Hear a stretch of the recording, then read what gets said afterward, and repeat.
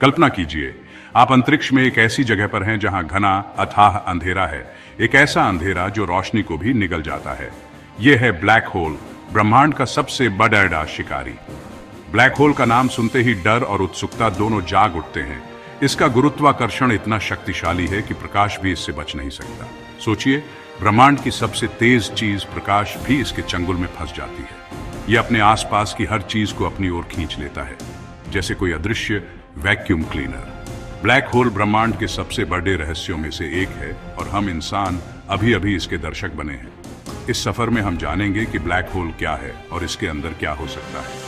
हम विज्ञान के उन नियमों की सीमाओं तक जाएंगे जहां हमारी भौतिकी भी जवाब दे देती है। हम आइंस्टीन के दिमाग में झांकेंगे, स्पेस टाइम की चादर को समझेंगे और क्वांटम मैकेनिक्स की अजीब दुनिया में कदम रखेंगे। तो चलिए, अपनी कल्पना की स्पेसशिप में सवार हो जाइए। हम ब्रह्मांड के सबसे गहरे और रहस्यमयी कोने की ओर भी आगे चल रहे हैं। क्या आप तैयार हैं? ब्लैक होल कोई छेद नहीं, बल्कि बहुत सारी चीजों का एक बेहद छोटी जगह में सिमट जाना है। कल्पना कीजिए, एक विशाल तारा अपने ही वजन के नीचे दबकर खूद में समा जाता है। जब तारे का ईंधन खत्म होता है तो उसका केंद्र सिकुड़ता चला जाता है और एक असीम रूप से छोटे बिंदु में बदल जाता है। यही है ब्लैक होल का जन्म। इस प्रक्रिया को सुपरनोवा कहते हैं, जिसमें तारा अपनी बाहरी परतें फेंक देता है और उसका केंद्र सिंगुलैरिटी बन जाता है। ब्लैक होल का सबसे दिलचस्प हिस्सा है इवेंट होराइजन, एक अदृश्य सीमा जिसे पार करने के बाद कोई भी चीज वापस नहीं आ सकती। इवेंट होराइजन के पार क्या है यह कोई नहीं जानता, क्योंकि वहां से कोई भी जानकारी, यहां तक कि रोशनी भी वापस नहीं आ सकती। ब्लैक होल के 3 हिस्से होते हैं, बाहर इवेंट होराइजन, अंदर सिंगुलैरिटी और इनके बीच का क्षेत्र जहां स्पेस और टाइम अजीब तरह से व्यवहार करते हैं। ब्लैक होल एक तारे की मौत की कहानी है, लेकिन यह मौत एक नए रहस्यमयी अस्तित्व को जन्म देती है, जहां विनाश से भी नई चीजें पैदा हो सकती हैं। अब हम इवेंट होराइजन को पार कर चुके हैं और ब्लैक होल के दिल की ओर बराच रहे हैं, सिंगुलैरिटी की ओर।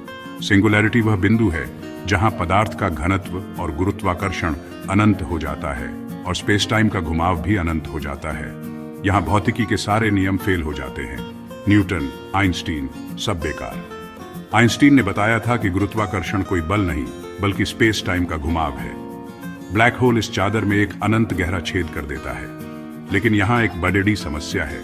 आइंस्टीन की थ्योरी बड़ी चीजों के लिए और क्वांटम मैकेनिक्स छोटी चीजों के लिए काम करती है। सिंगुलैरिटी पर ये दोनों टकरा जाती हैं। हमारे पास अभी तक कोई ऐसी थ्योरी ONF एवरीथिंग नहीं है जो इन दोनों को एक साथ समझा सके। इसलिए सिंगुलैरिटी आज भी विज्ञान के लिए सबसे BDD पहेली है। एक और रहस्य है इंफॉर्मेशन पैराडॉक्स। क्या ब्लैक होल में जाने के बाद जानकारी हमेशा के लिए खत्म हो जाती है? स्टीफन हॉकिंग ने बताया कि शायद ब्लैक होल धीरे धीरे रेडिएशन के रूप में जानकारी लौटा देते हैं। लेकिन यह कैसे होता है, यह अब भी रहस्य है। मान लीजिए आप ब्लैक होल में गिर रहे हैं। इवेंट होराइजन पार करने के बाद आपके साथ क्या होगा? यहां शुरू होती है स्पेगेटिफिकेशन, एक अजीब और दर्दनाक प्रक्रिया। जैसे जैसे आप सिंगुलैरिटी के करीब जाते हैं, गुरुत्वाकर्षण का खिंचाव आपके पैरों और सिर पर अलग अलग पड़ता है। आपके पैरों पर लगने वाला बल आपके सिर से कहीं ज्यादा होगा, जिससे आपका शरीर लंबा और पतला खींचने लगेगा, जैसे स्पेगेटी। यह खिंचाव इतना ज्यादा होगा कि आपका शरीर एक लंबे पतले धागे की तरह खींचकर टूट जाएगा। यह सिर्फ आपके साथ नहीं, बल्कि हर उस चीज के साथ होगा जो ब्लैक होल में गिरती है, चाहे ग्रह हो, तारा हो या स्पेसशिप। छोटे ब्लैक होल में यह प्रक्रिया इवेंट होराइजन के बाहर ही शुरू हो जाती है, लेकिन सुपरमैसिव ब्लैक होल में आप कुछ समय तक जिंदा रह सकते हैं। अंत में स्पेगेटिफिकेशन आपको एटम दर एटम बिखेर देगा। यह प्रकृति का सबसे क्रूर लेकिन आकर्षक प्रदर्शन है।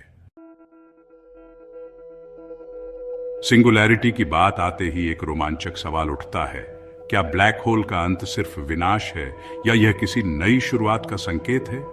कुछ वैज्ञानिक मानते हैं कि ब्लैक होल शायद किसी दूसरे ब्रह्मांड का दरवाजा हो सकता है, जिसे वर्म होल कहते हैं। इस थ्योरी के अनुसार जब कोई चीज ब्लैक होल में गिरती है तो वह सिंगुलैरिटी पर नष्ट होने के बजाय वर्म होल से गुजरकर दूसरी तरफ निकल सकती है। दूसरी तरफ हो सकता है व्हाइट होल, जो ब्लैक होल का उल्टा है, हर चीज को बाहर फेंकता है। एक और विचार है कि हर ब्लैक होल के अंदर एक नया ब्रह्मांड जन्म लेता है। शायद हमारा ब्रह्मांड भी किसी और ब्रह्मांड के ब्लैक होल के अंदर है।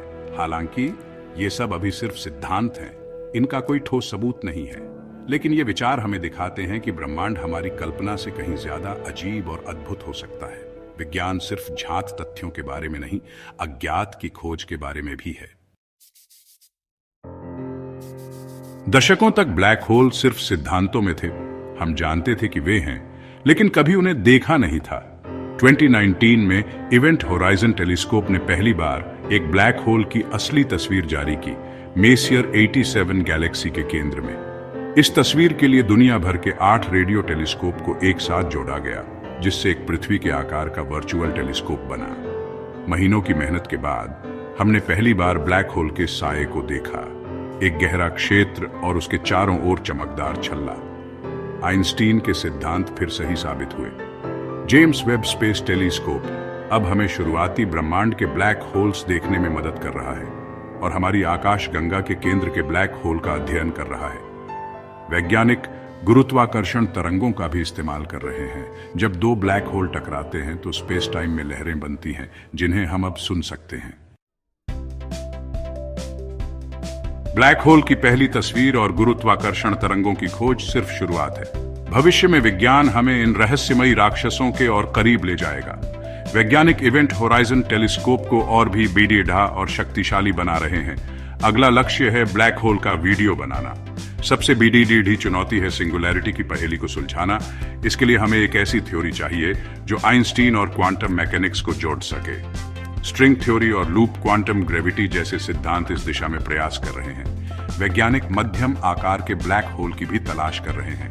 वे कैसे बनते हैं, ये एक बड़ा सवाल है। ब्लैक होल का रहस्य हमें इंसान होने का असली मतलब याद दिलाता है। हमेशा सवाल पूछना, हमेशा आगे बढ़ना। शायद हम कभी ब्लैक होल के अंदर न जा सकें, लेकिन हमारी खोज की भावना हमें हमेशा उसके रहस्यों की ओर खींचती रहेगी। ये ब्रह्मांड में हमारे स्थान को समझने की एक अंतहीन यात्रा है।